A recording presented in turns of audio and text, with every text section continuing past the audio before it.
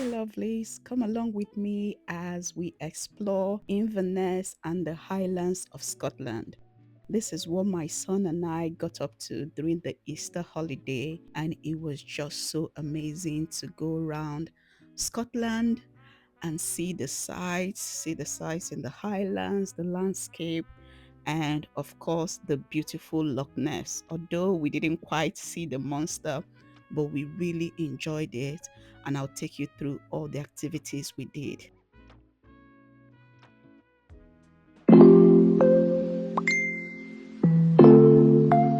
So we got on the train from Aberdeen. We settled in. It was quite a lovely journey, about 2 hours, 15 minutes to Inverness.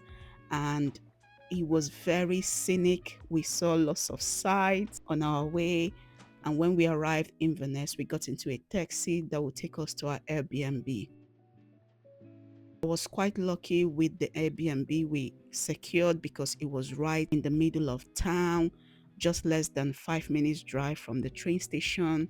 It was very neat, lovely Airbnb. It was a one bed flat. The room was small, but we're just here for a few days, so I didn't really mind.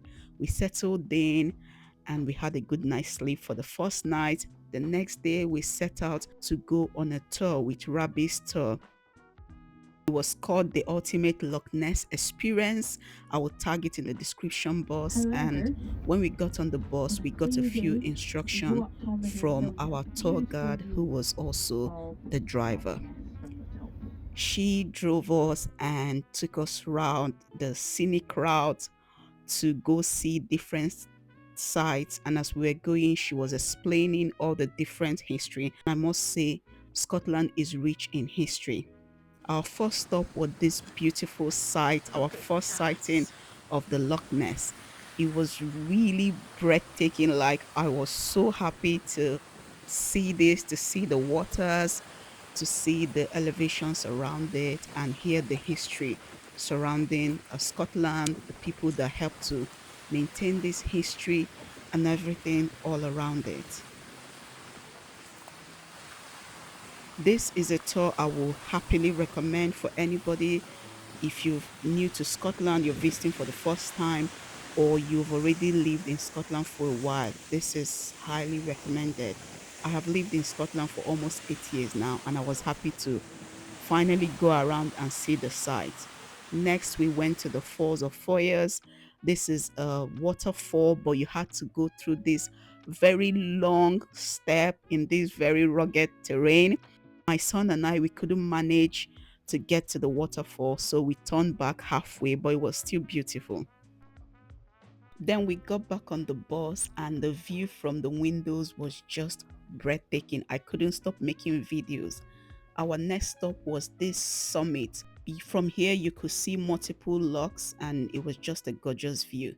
Then we stopped at the Uckert Castle. This castle is so rich in history. We went round and saw this exhibition that explained the rich history of the castle, the battles it's been through, and they had this um will I call it this molding or sculpture of the castle before it went to ruins, and it was so good to see it. There were buttons displayed there that if you press it, a part of the castle will light up, and you could see exactly where that is located in the castle. These buttons, it was so good to go through. It was so interactive. And after that, we got into a 10 minutes, like a theater where we were shown a 10 minutes documentary of the history of the castle. A lady talked us through it and showed us the film, which was really good and helped to explain the rich Scottish history and all their rivalry with the English. When we're done with this, we stepped out and we saw this lovely view of the Loch Ness and the Uckert Castle, like the ruins of it, what is left of it. And we were then on our way to get on the cruise. You can't come to Loch Ness without getting on the cruise. But the Scottish weather came out to play. There was rain, there was snow, and yeah, that is Scotland for you. But we still managed to get on. We couldn't miss our cruise. We got on the cruise. We settled very quickly and we had very lovely views. Now, because of the rain, the views were not as crisp as what they could have been on a sunny day, but I really enjoyed it. And my son kept staring out of the window, looking at the waters.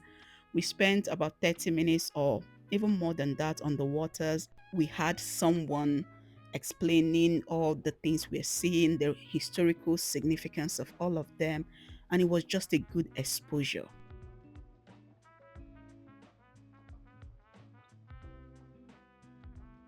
This was day two. We were back in Inverness city center, and I just wanted to have a slow day because the previous day was quite a long day for us. And for a child, I opted for a slow day for the second day. So we're just going around town to see the signs in Inverness city center.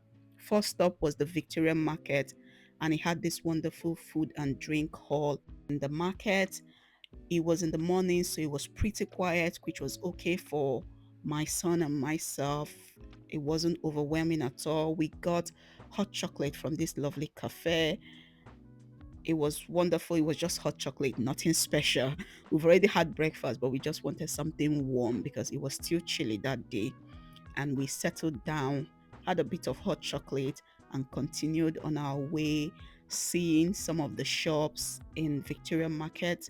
We got some fridge magnet, took some pictures, and it was time to go home. We didn't spend so much time in the city center because I noticed my son was getting tired.